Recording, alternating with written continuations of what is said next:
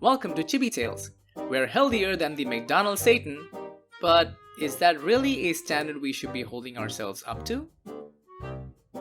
Our first story comes from poster 513020284 on 4chan, who, as we will shortly see, becomes known as the Subway Satan.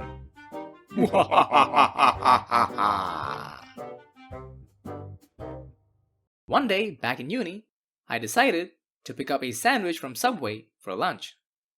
I get there, and there's this blonde girl on the counter holding a phone to her ear. I think she might have been on hold, so I start ordering. Yeah, I'll have a 6-inch BLT on Italian and... Can't you see him on the fucking phone? The Subway Satan is displeased. I wait for 2 minutes until she gets off call, and then she looks at me saying, "Alright, the hell do you want?" Her mistake in bitching at me, a former Subway employee. I asked for a foot-long double meat sub on honey wheat bread. Honey wheat tears very easily, and meatball subs are a nightmare to close up in general. I make her microwave it for 2 whole minutes. I then order all the veggies. She tries to place a tiny bit of each on the sandwich, so I make her double everything. The bread is completely stretched open at this point. I then ask for oil, a lot of it. Then I added an assortment of sauces, so much that the sandwich is like 40% sauce by the time I'm done with it. She starts to close the sandwich and it immediately spews everything onto her outfit, shoes and jeans. At this point, she starts crying. I slowly lean over the counter and say, "I've changed my mind. I'd like a 6-inch BLT on Italian." So children, what did we learn today? The Subway Satan is real and he can hurt you. This is not a drill. By the way, what's your favorite Subway sandwich? Let me know in the comments below. Mine's roasted chicken on Italian. Basic, I know. Our next story comes from user Old Town Phantom, which makes you question, can people not make such a big deal about cans? Or can they? This story is from back when I was like 16. I was walking my dog through the neighborhood, minding my own business, and drinking a can of Diet Coke. I finished the can and, rather than carry it around with me, I decided to drop it into someone's recycling bin that was in their driveway and continue down the street. Sounds harmless, right? But as soon as I pass the house with the bin where I dropped my can, a man steps outside. "There you are!" Hello? "Get your trash out of my bin!" What? "You heard me! Get your garbage out of my bin! This isn't your trash can! You can take your crap with you when you walk!" Dude, it wasn't trash. It was a soda can. "I don't care what it was! Get it out of my bin!" What's the big deal? The recycling trucks are going to pick it up tomorrow morning anyway. It'll be in your bin for all of 10 hours. "It's not your bin! It's my bin! I don't come to your house and throw trash everywhere! Now get your garbage and don't come here with your mud again!" Jesus. Fine, whatever. So I opened the lid, reached down into his recycling bin, which was full of beer and Pepsi soda cans, just not Diet Coke cans. Maybe this was about brand loyalty or something? I grab the can and show it to him in that angsty teen way. You know, rolling the eyes, slacking the jaw, and a slight shake of the head, and say, "Happy?" "Now get off my property! And I don't want to see you here again, you little shit! Or that mud of yours!" And he turns his back to me and walks back to his house. Rookie mistake on his part, because I just stood there and as soon as he closed his door, I just dropped the can back in anyway and walked home. I could have ended it there, but admittedly, I'm a bit of an ass. I spent a week collecting any and all soda cans from myself and my friends and family, stockpiling them in a hidden corner of the garage. 1 week later, with a trash bag filled with soda cans, I snuck out of my house at about 10 p.m. and went back to his house. I put those cans everywhere. On his doorstep, on top of his car, behind his car tires, in the windowsills, in the bushes, in the flower pots, in the mailbox, and on the porch steps. It looked like an Easter egg hunt, except with Coke cans. When I was finally satisfied with the canned vengeance, I dropped an extra Coke can into his recycling bin again for good measure. It was almost 11 at night when I was done, so I went home.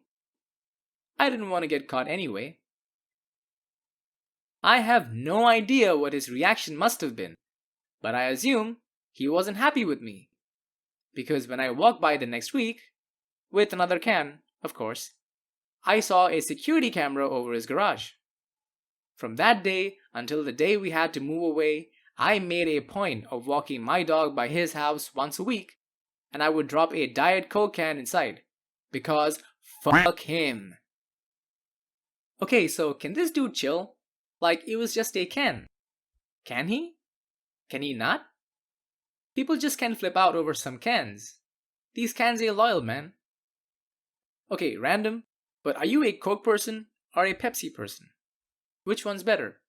Let me know in the comments.